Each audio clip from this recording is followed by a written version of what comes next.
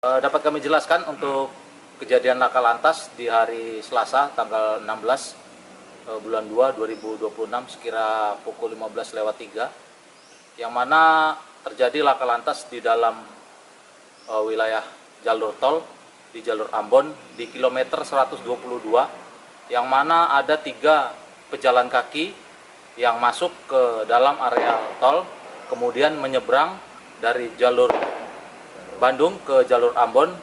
Namun di jalur Ambon salah satu dari 3 pejalan kaki itu terjatuh. Kemudian dari arah Bandar Lampung menuju Terbanggi Besar datanglah R4 Avanza yang mana kendaraan tersebut akhirnya menabrak daripada santri ataupun anak yang terjatuh tersebut.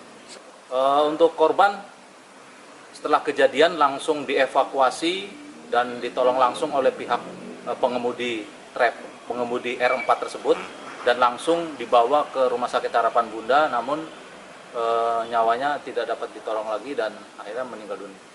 Untuk luka-luka yang terdapat di korban yaitu di bagian kepala, ya, karena pada saat terjatuh kepala daripada korban terbentur oleh kendaraan mobil tersebut.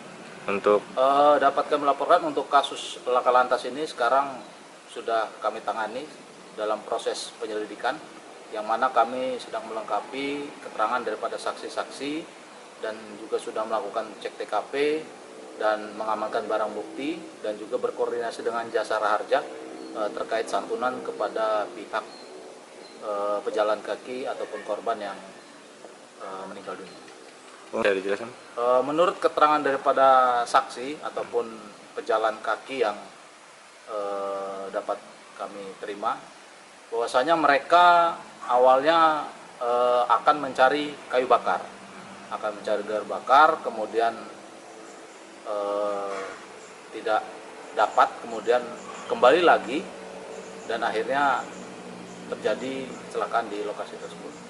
Himbauan kami dari Satlantas Polres Lampung Tengah khususnya di unit laka lantas kepada warga sekitar khususnya yang berada di dekat area tol agar tidak memasuki wilayah tol karena peruntukan daripada jalur tol ialah untuk kendaraan bermotor.